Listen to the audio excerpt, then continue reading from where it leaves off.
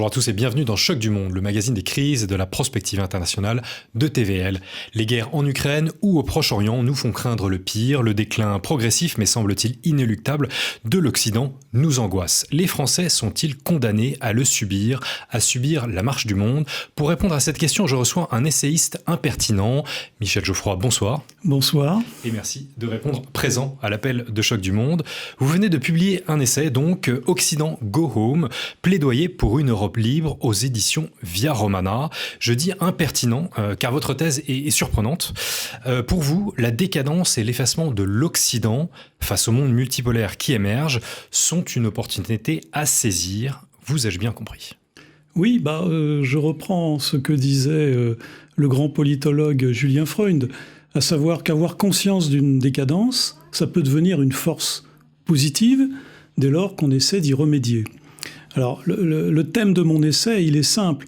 L'Occident, d'abord, ce n'est plus l'Europe.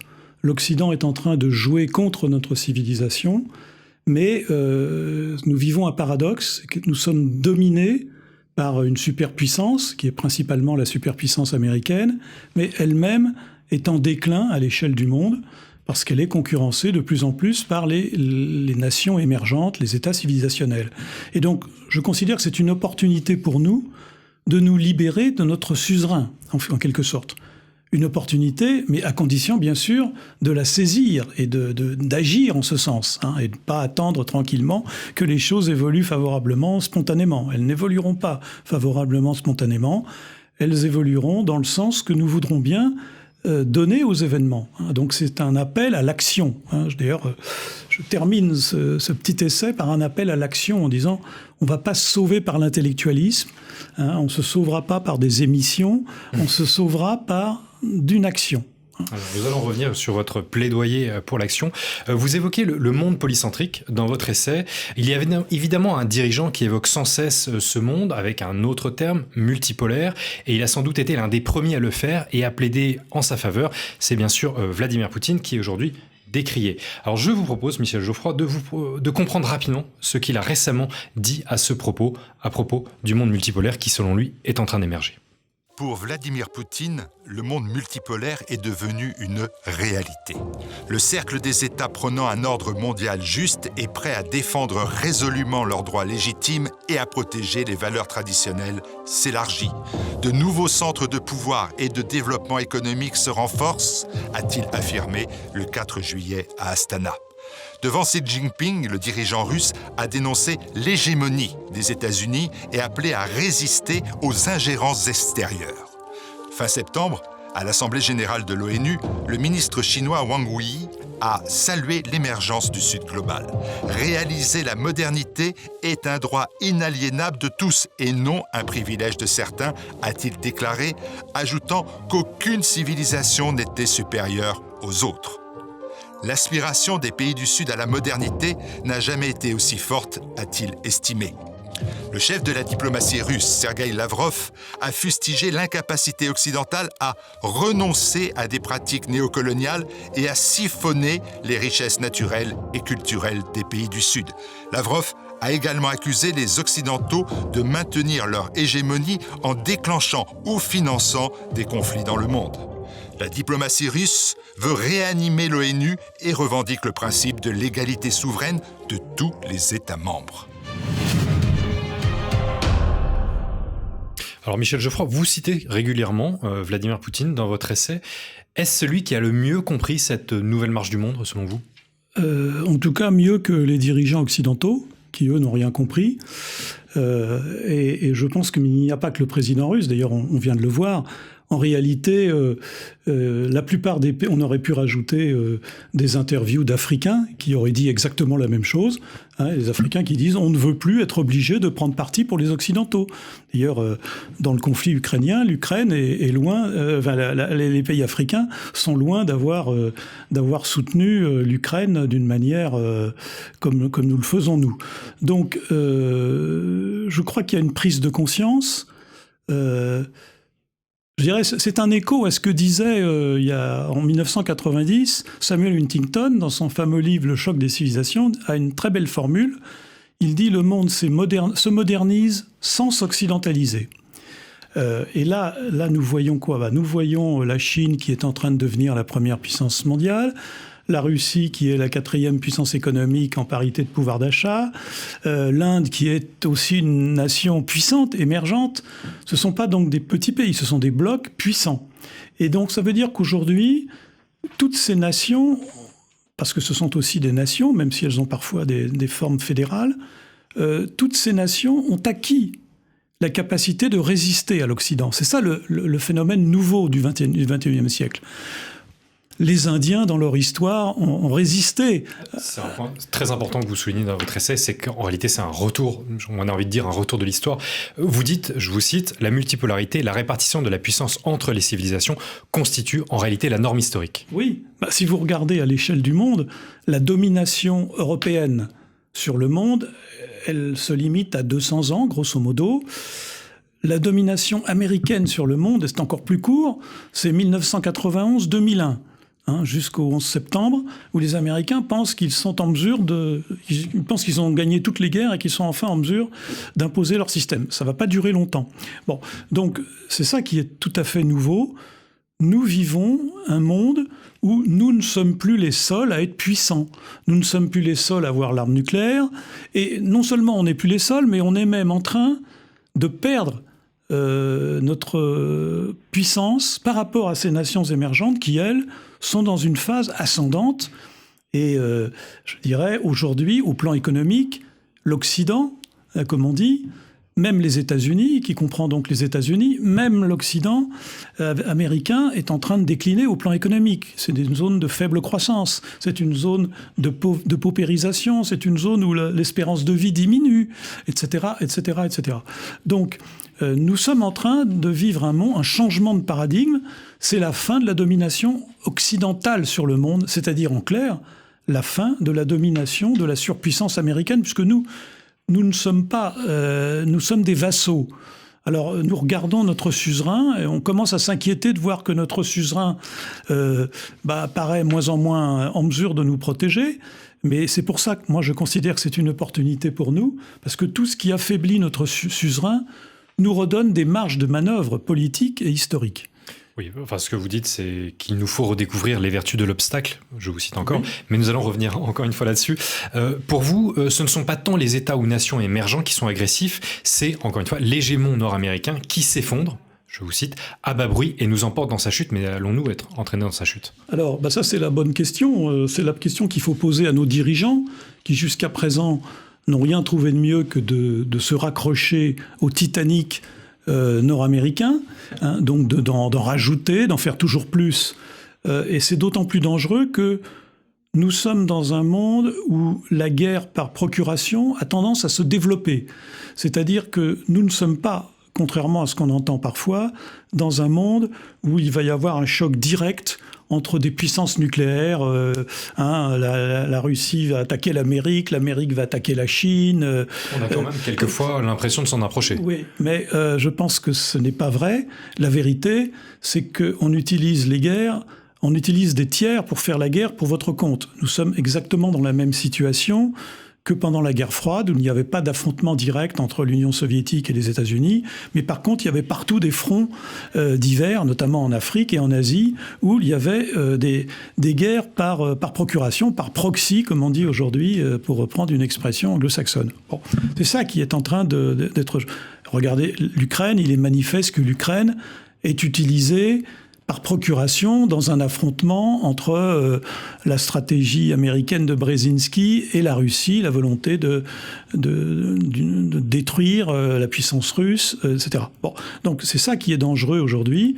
Regardez ce qui se passe en mer Rouge avec les Houthis, qui sont à l'évidence une force par proxy également. Bon, donc nous sommes dans ce monde-là. Alors moi je pense que c'est un monde risqué. Mais effectivement, c'est le monde qu'ont connu nos ancêtres. Je rappelle que tous nos ancêtres, les Turcs menaçaient Vienne au XVIIe siècle. Nous étions dans un monde de confrontation. Et si j'osais, je dirais, le monde multipolaire, le monde polycentrique, quelle que soit l'expression qu'on utilise, c'est jamais que l'application à la diplomatie d'un principe fondamental de Montesquieu. Il faut que le pouvoir arrête le pouvoir. La caractéristique, et c'est ce qui ne plaît pas aux anglo-saxons, c'est que dans le monde multipolaire, aucune puissance aujourd'hui n'est en mesure de dicter sa loi au monde. Pas plus la Chine que la Russie, que l'Inde, ou que l'Iran, ou que les États-Unis. C'est ça qui est nouveau. Et cet équilibre des puissances n'est pas, contrairement à ce qu'on nous présente régulièrement, parce que nous vivons dans un monde de propagande, n'est pas un risque, c'est au contraire une opportunité. Le fait que les puissances puissent s'équilibrer, ça nous laisse des marges de manœuvre diplomatiques. On peut jouer les uns contre les autres. C'est là où je considère que la thèse de Samuel Huntington, on le lit trop vite. N'est-ce pas ? Nous ne sommes pas enfermés dans un bloc civilisationnel. On peut jouer. Les civilisations ne sont pas aussi homogènes qu'on peut le penser. Il ne sert à rien de nous y opposer. Oui, il faut s'y adapter. C'est pas possible. C'est ce que Poutine a dit quand il a été interviewé par Tucker Carlson, où il a dit mais la multipolarité, c'est un fait, c'est pas une idéologie. Le mondialisme, c'est une idéologie. Hein, l'idée que tout le monde va être unifié sous une direction, bien sûr, nord-américaine, ça c'est une idéologie. Mais le polycentrisme, c'est une réalité. Ce n'est jamais que l'image de la diversité du monde, de la diversité des valeurs et de la diversité des civilisations. Et c'est ça que ne comprennent pas les anglo-saxons, et donc aujourd'hui fondamentalement les Américains, qui pensent au contraire qu'il y a des valeurs qui peuvent s'appliquer à tout le monde, qui sont valables quelles que soient les civilisations, les histoires et les peuples, ce qui est une erreur fondamentale. Alors je vais être un peu subjectif et vous dire ce que j'ai apprécié dans votre essai. Vous êtes profondément identitaire, d'après ce que je comprends, Michel Geoffroy, mais vous êtes ouvert sur le monde. Vous plaidez pour, je vous cite encore, le respect de la vérité de chaque civilisation. Oui, ça c'est un point. Et comment expliquez-vous ce paradoxe ? Comment vivez-vous ce paradoxe ? Mais un patriote, il aime tous les patriotes. Je veux dire, la préférence n'est pas une exclusion. Là aussi, nous avons hérité, je suis désolé de le dire, nous avons hérité du suprémacisme anglo-saxon, qui considère que tous les autres sont des nuls. Il n'y a que nous qui avons raison parce que nous sommes anglo-saxons, parce que nous sommes la nation exemplaire, parce que nous avons hérité du nouveau monde, parce que, etc., etc. Cette vision des choses, elle est condamnée aujourd'hui. Elle est doublement condamnée. D'abord, elle est condamnable moralement. On le voit tous les jours. C'est pour ça que je dis l'Occident, c'est la zone des valeurs en caoutchouc. Les Occidentaux, n'est-ce pas ? On sait bien que pour les Occidentaux, il y a les bons et les mauvais génocides, les bons et les mauvais dictateurs, les bonnes et les mauvaises pertes civiles, etc., etc. Donc, déjà, c'est moralement condamnable de prétendre que l'on est supérieur aux autres, c'est du suprémacisme, c'est jamais qu'une forme atténuée de racisme. Et c'est perçu comme ça par les autres civilisations. Les autres conçoivent très bien que nos prétendues valeurs qu'on veut leur imposer, c'est jamais, on l'a vu tout à l'heure dans la petite séquence, c'est jamais qu'une forme de néocolonialisme. C'est du néocolonialisme des valeurs, mais c'est jamais que du néocolonialisme. On veut imposer des valeurs. Je pense que c'est une erreur fondamentale. Certes, il y a des points communs entre les civilisations. Toute civilisation a, par exemple, une conception de la dignité, mais cette conception, elle s'incarne différemment selon les civilisations. C'est pour ça que le statut de la femme n'est pas le même en pays musulmans qu'en Europe ou qu'en Russie. Bon, donc je veux dire, il faut reconnaître ça. Et si on ne le reconnaît pas, alors que nous sommes dans un monde où les autres civilisations ont désormais les moyens de nous résister, et de plus en plus, et on le voit de plus en plus. Même des nations modestes, enfin soi-disant modestes, comme celle du Sahel, qui visiblement ont mis les Français ou Emmanuel Macron à la porte. Non, mais je veux dire, nous sommes dans ce monde-là. Encore une fois, le monde s'est modernisé sans s'occidentaliser. Nous avons perdu le monopole de la puissance et de la force. Nous ne sommes plus capables de dissuader les autres. Pendant très longtemps, on n'osait pas. Maintenant, on est capable... je veux dire, de regarder ce qui s'est passé il y a 1 an en Israël. La puissance de l'armée israélienne a été mise en cause par des terroristes particulièrement motivés et particulièrement bien équipés. Bon, donc je veux dire, nous sommes dans ce monde-là. Et donc c'est pour ça que je crois qu'il faut faire le contraire de l'universalisme, hein. Il ne faut pas prétendre imposer nos valeurs, parce que les prétendues valeurs que l'on veut imposer aux autres sont très largement des valeurs mensongères en réalité. Il faut être capable de reconnaître la valeur des autres valeurs, si je puis me permettre. Il faut être capable de reconnaître que les autres ne sont pas comme nous et qu'on doit les respecter. Et c'est pour ça que je reviens à ce que vous disiez sur l'identité. Ça veut dire qu'il faut tout simplement retrouver des principes sains, qui sont les principes du traité de Westphalie, que l'Europe avait inventé pour mettre fin aux guerres de religion. C'est-à-dire de dire, qu'est-ce que c'est ? Il faut respecter la souveraineté des États, il ne faut pas s'ingérer dans les affaires des États, il faut respecter les chefs d'État étrangers, il ne faut pas les mettre en prison ou les tuer, etc. Toute une série de principes qui, aujourd'hui, peuvent devenir universels, pas universalistes, mais universels. D'autres peuples se reconnaissent. D'ailleurs, dans le protocole de Shanghai, les principes de respect de la souveraineté des États, de l'égalité des États, il n'y a pas des États qui sont plus États que les autres. Donc, c'est ça qu'il faut retrouver. Je crois que c'est très important. C'est pour ça que quand je dis Occident go home, je dis, faut se libérer de cette idéologie occidentale qui est complètement folle et qui est en train de tuer toutes les civilisations, en tout cas la nôtre, et d'une. Deuxièmement, il faut se libérer de cette sujétion, de cette vassalité dans laquelle nous sommes aujourd'hui. Et puis troisièmement, il faut se libérer de cette espèce de suprémacisme débile qui nous a fait croire que nous étions supérieurs aux autres, alors qu'en réalité, c'est pas vrai. Et on le voit de moins en moins aujourd'hui. Que répondez-vous à ceux qui vous disent tout simplement « mais l'Occident, c'est nous » ? Alors, ça a été nous. Ça a été nous jusqu'au début du XXe siècle, grosso modo. Mais aujourd'hui, l'Occident, c'est devenu tout à fait autre chose. Nous sommes encore une civilisation. Il y a encore une civilisation européenne. L'Occident, ce n'est plus une civilisation. C'est un rapport de domination entre un dirigeant, qui sont les États-Unis d'Amérique, et des vassaux, qui sont les vassaux européens et les quelques vassaux anglo-saxons un peu partout. Et l'Occident aujourd'hui, c'est un espace de décivilisation.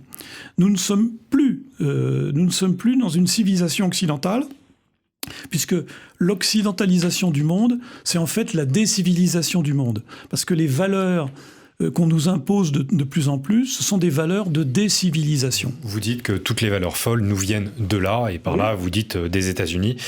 Bon, visiblement, vous avez une dent aussi contre le puritanisme anglo-saxon, et vous fustigez les nouveaux flagellants. Oui, alors, il y a plusieurs choses.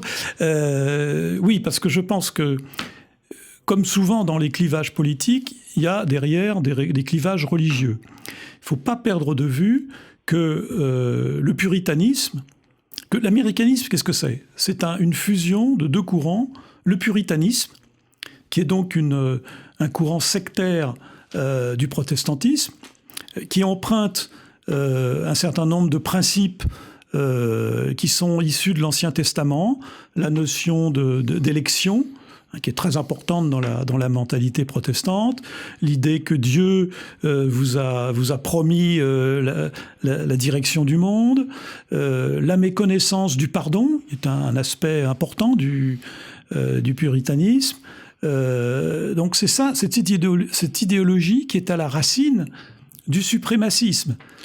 Puisque je suis élu, je suis la nation élue, c'est Madame Albright, rappelez-vous, qui n'hésite pas à dire « Ah oui, il y a eu des enfants irakiens qui sont morts, mais ça en valait la peine. » 500 000, oui. Ça en valait la peine. Voilà cette vision des choses, puisque on m'a promis l'empire du monde. Tous les autres ne sont que n'ont pas de valeur. Moi, ce qui compte, c'est moi, c'est ce que je vais faire. Moi, j'incarne le bien. Bon. Donc c'est ça qui est dangereux.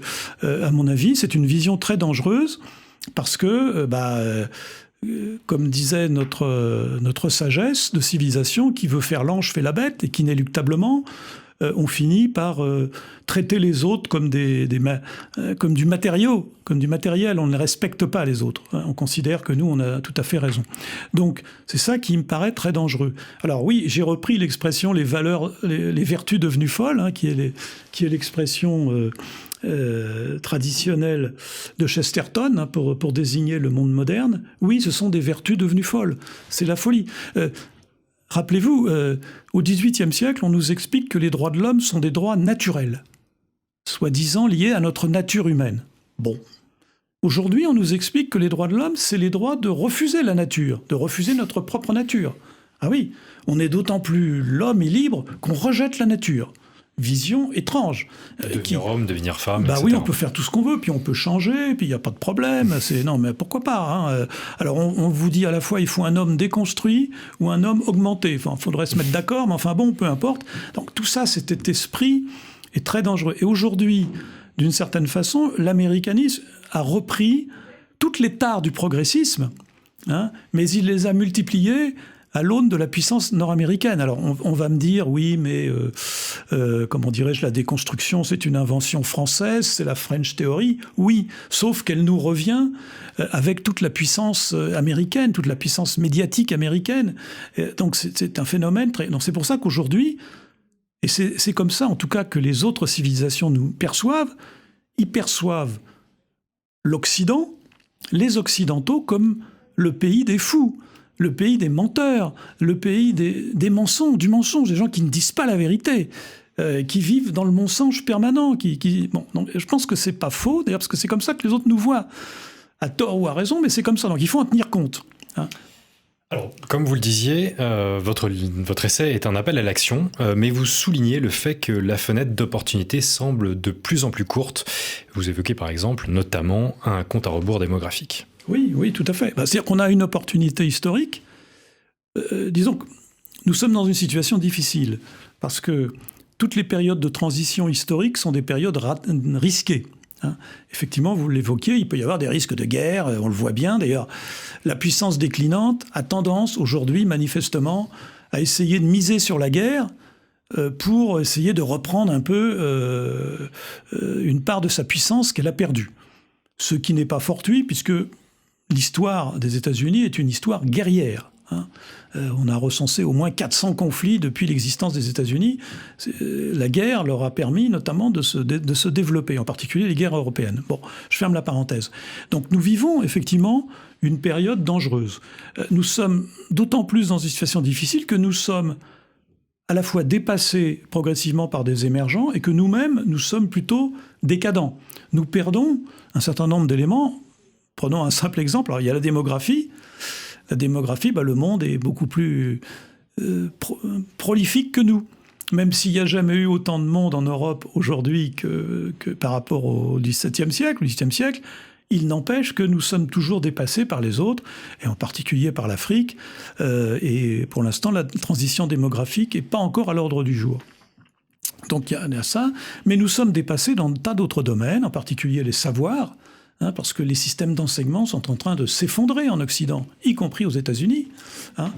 Regardez les problèmes permanents maintenant de Boeing, qui traduisent aussi une moindre maîtrise technique sur un certain nombre de sujets pointus, ou les difficultés d'astronautes américains, etc. Donc nous vivons dans ce monde-là, donc c'est dangereux, mais comme je le dis, c'est dans le danger que croit aussi l'opportunité.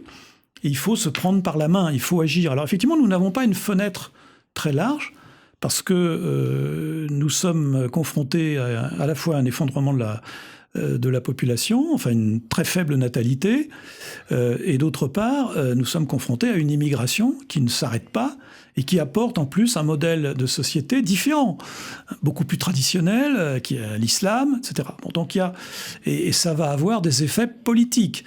Nous commençons à le voir en France déjà. Regardez la dynamique de la France insoumise, qui a manifestement choisi une stratégie de vote ethnique.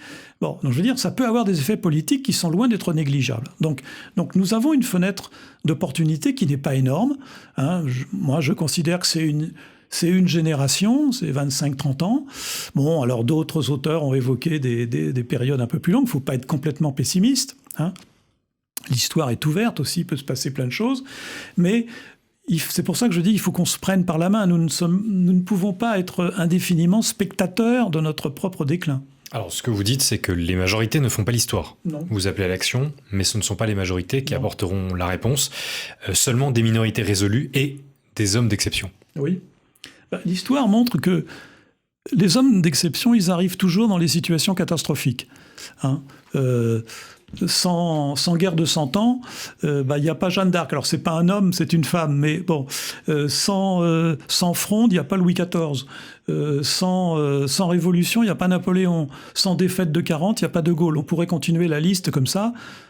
les changements de paradigme violents, souvent malheureusement violents, souvent liés d'ailleurs à des défaites militaires, peuvent avoir un effet d'entraînement. D'autre part, je pense que les élites existent déjà, les nouvelles élites, mais elles sont invisibilisées.